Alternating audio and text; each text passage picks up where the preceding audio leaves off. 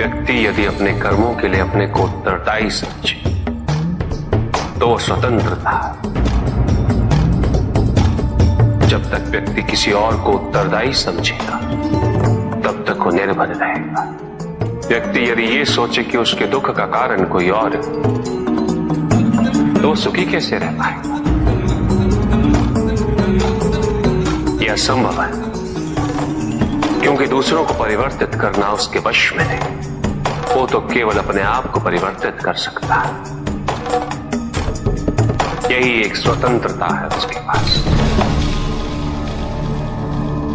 जो पीड़ा है, जो कष्ट है, वो व्यक्ति के अपने फल है, अपने निर्णय के फल। और जिस दिन वो अपने निर्णय परिवर्तित कर ले उसी दिन उसके जीवन में परिवर्तन भी आ जाएगा। अनुशासन एक ऐसी आंतरिक अवस्था है जो व्यक्ति के स्वभाव का, उसके संस्कार का भाग बन जाती है।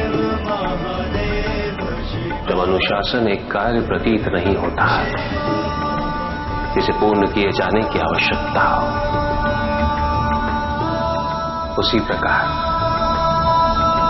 जैसे श्वास लेना एक प्राकृतिक प्रक्रिया है जो निरंतर चलती रहती है, उसके लिए प्रयास नहीं करना पड़ता।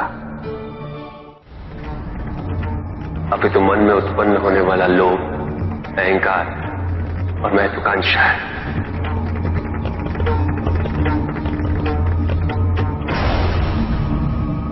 जो भी इन तीन भावों के अधीन हुआ है वो असुर है। जब तक ये तीनों अवगुण इस संसार में रहेंगे, संसार पे कोई ना कोई संकट मंडराता रहेगा। संसार में एकता नहीं होगी, समानता नहीं, संसार विभाजित रहेगा, द्वंद होगा। जो शक्तिशाली है वो अपना वर्चस्व स्थापित करने का प्रयास करता रहेगा, जो निर्बल है उस पर सदैव अत्याचार होता रहेगा।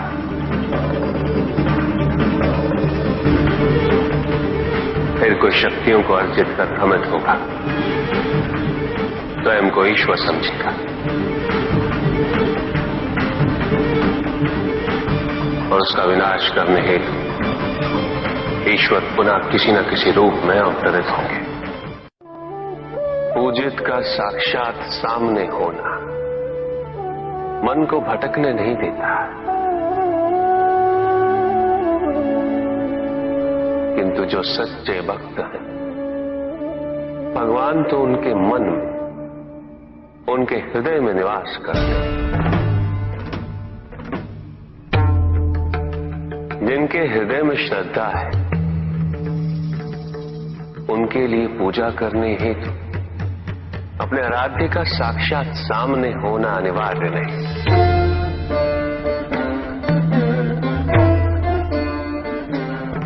वो तो अपने मन के नेत्रों से प्रतिपल उनके दर्शन पा रहे हैं।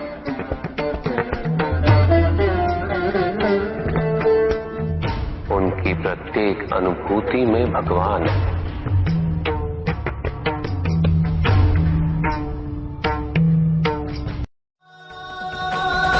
जीवन के महत्वपूर्ण 4 स्तंभ हैं: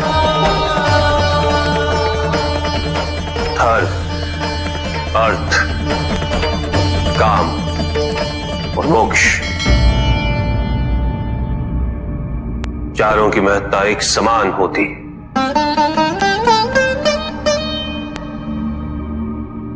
केवल धर्म के लिए शेष तीनों उद्देश्यों से विमुख हो जाना ये उचित नहीं और ये ईश्वर को भी स्वीकार्य नहीं। यदि केवल धर्म को महत्ता दी जाए तो संतुलन उत्पन्न होता।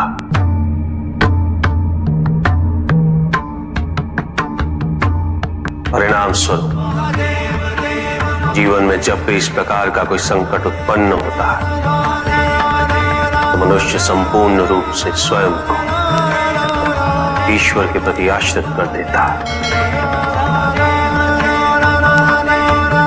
वो स्वयं कोई प्रयास नहीं करता। वो इस भ्रम में जीने लगता है कि ईश्वर आएंगे और उसकी सहायता करेंगे।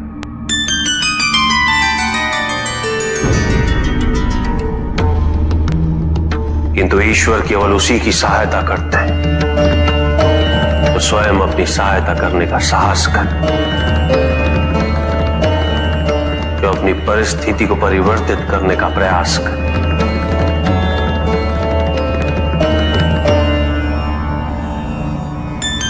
अपनी भूल को स्वीकार करने के लिए साहस की आवश्यकता होती है, और यदि अपनी भूल का आभास हो जाए तो क्षमा मात्र एक औपचारिकता है।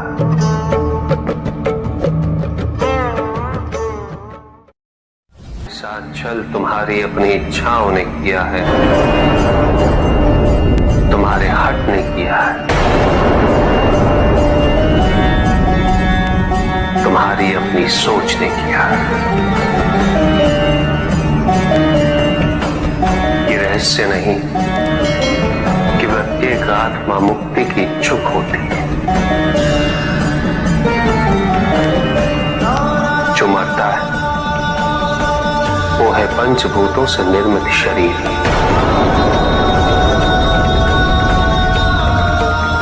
किंतु आत्मा तो अजर है, अमर है।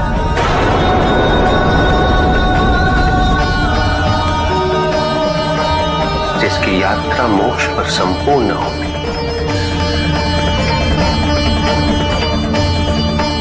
जहां सांसारिक बंधनों से व्यक्ति मुक्त हो जाता है,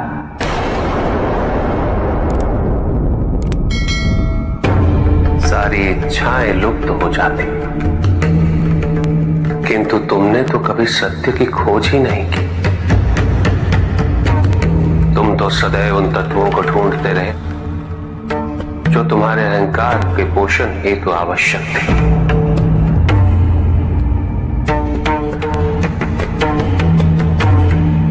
किंतु सत्य तो यही है कि ना कोई तुम्हारा है और ना तुम किसी के। जो है वो परमात्मा का है, और जो नहीं वो भी परमात्मा का ही है। इस शरीर में तुम इस सत्य से अनभिज्ञ हो, किंतु इस शरीर के पूर्व तुम्हें इस सत्य का बोध था, और इस शरीर के पश्चात भी रहेगा। प्रश्न ये है कि क्या तुम इस सत्य को अभी स्वीकार करना चाहते हो? यदि करते हो तो परिवर्तन का मार्ग स्वतः प्रदर्शित हो जाएगा। आजीवन तुम प्रत्यक्ष को ही सत्य मानते रहे, परोक्ष सदैव महत्वहीन रहा।